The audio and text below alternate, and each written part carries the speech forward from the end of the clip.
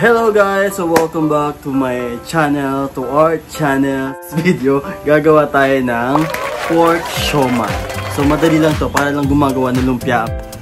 So ito yung ingredients natin sa pork siomai. Meron tayong giniling, carrots, finely chopped, and wonton skin, salt and pepper. Depende sa inyo kung gusto nyo lagyan ng pepper. Pero ako gusto ko may pepper. Tapos sesame oil. And then, onion. Then, ito yung sauce na ubos na. Tuturo ko sa inyo kung paano gumawa niyan mamaya. Okay? So, yan yung chili garlic sauce. Then, yun na. Tapos, itong carrots. Ito, kailanganin natin ng maglalagay ako ng 3 itlog. So, depende sa inyo kung ilang itlog. Pero normally, 2. Pero ako dadagdag ko isa to since na meron akong natirang mixture. Okay? Ayan. Ayan. Carrots. Then, itong onion. Ilalahat ko na rin yung onion. Ayan. Haluin nyo muna. Haluin natin. After na onion.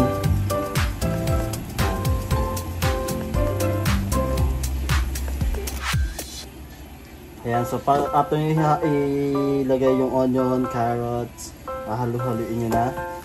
And then, naglagay na rin ako ng 1 tablespoon na salt. Ayan. Maglagay tayo ng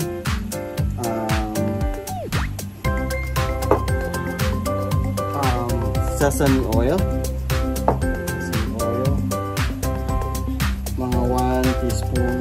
Ano ba ito? Kutsarita. 2 kutsarita. 2 kutsaritang sesame oil.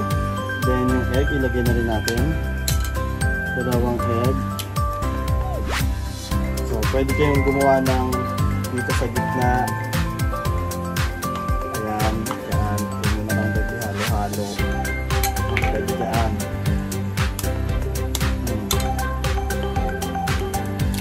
Ayan. Diba? So, kahit saan naman yun. Kayo naman kakain. Tatlong egg, tapos haluin ulit.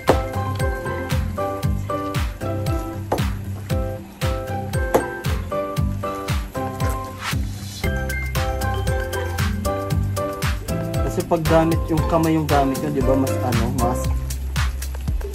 mas halong-halo. Medyo dugyot ba?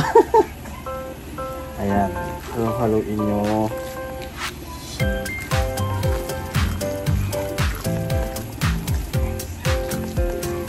Salong ako kasi mas prefer ko yung kamay kasi mas mahalo yung mabuti.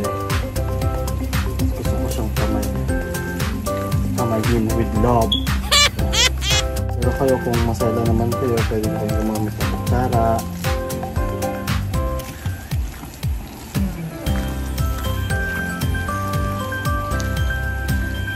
Hindi dugyot ba sa video?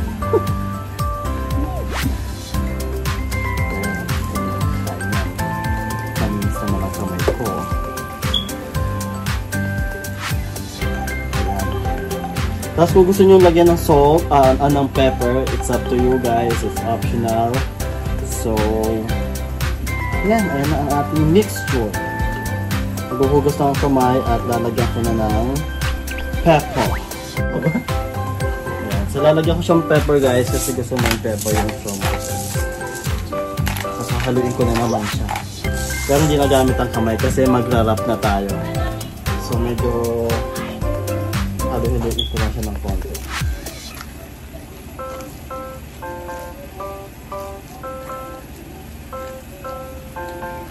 Normally, pag itong 2 wrapper na to, hindi ko alam kung ilang laman ito.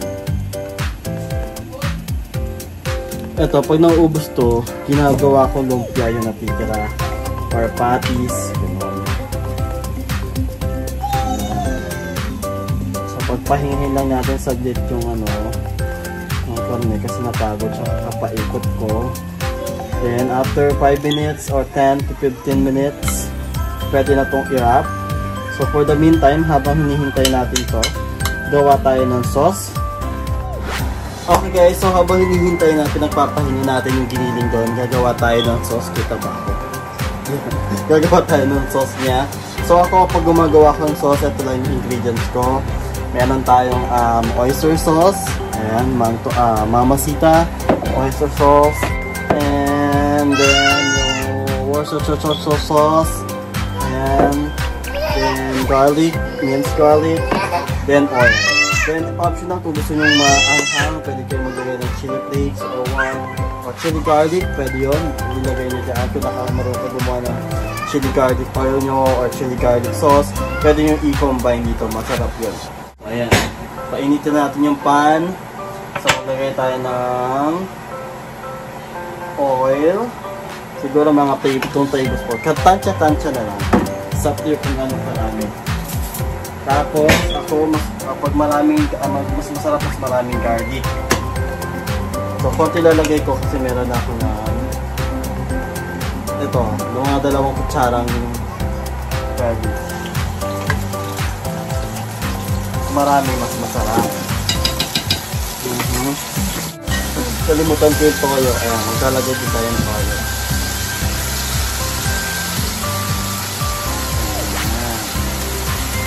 So, simulan natin ilagay yung mga sauce na to pag yung garlic, pag ano na siya, pag naging golden brown.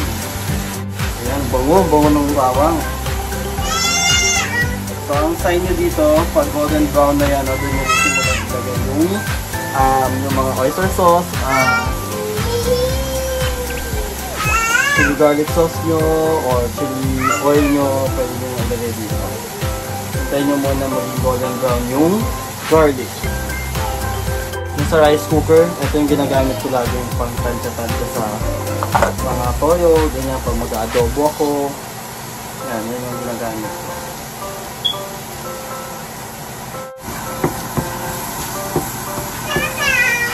Golden brown na ba siya? So ayan, maglalagay na tayo ng oyster sauce. Nilalagay ko mga 2 kutsarang ganito. 2 sandok pala. 1, 2. Ayan. Ganyan lang magtansya-tansya. Tapos after nyan, isagay tayo ng toyo. 2 kutsara din. 1, 2. Tigda 2. 2 kutsara. 2 sandok pala. Then next, ito isa lang to. Isang sandok lang tong Worcestershire sauce to. Ayan. So, isi-simmer lang natin siya. So, maglalagay ako ng chili flakes. So, para medyo maanghang-anghang siya. So, ayan, nakikita nyong red. Yan yung chili flakes natin. So, marami naman nabibiling chili flakes dyan sa mga supermarket, or kung if you want, kung gusto yung fresh, pwede kayong mismong fresh na sili. Hintayin nyo lang mag-simmer. Then, pag nag-simmer na yan, ready to go.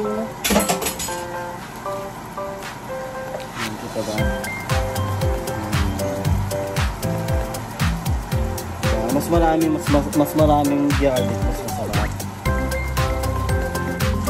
So, simmer na siya. So, ihahalo na natin, ilalagay na natin siya sa container. So, kahit mainit pa yan, go lang. Kasi, heat resistant naman tong container ko. Ito nabasag yun, ha? Tikman ko siya kumain.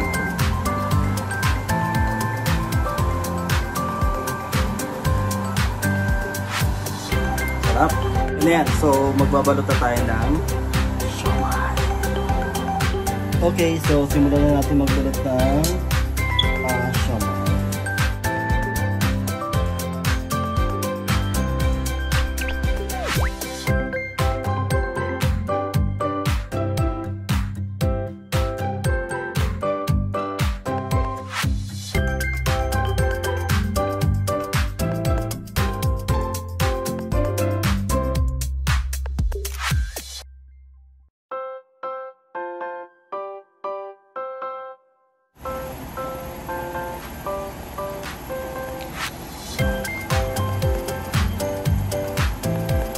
Yan, okay na yan.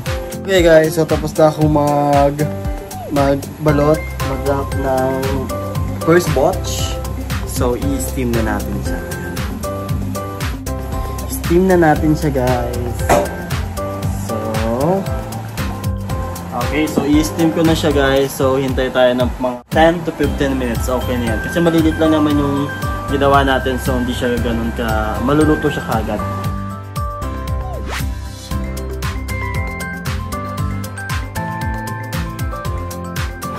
Luto na siya, medyo na ano lang ito isa. Ayan. So, natikman ko na siya, medyo masarap naman yung wrapper niya. Kala ko kanina pangit. Pero okay lang. Ito siya, kasi medyo makapal. Saka hindi siya ganun kalambot. So, luto na siya.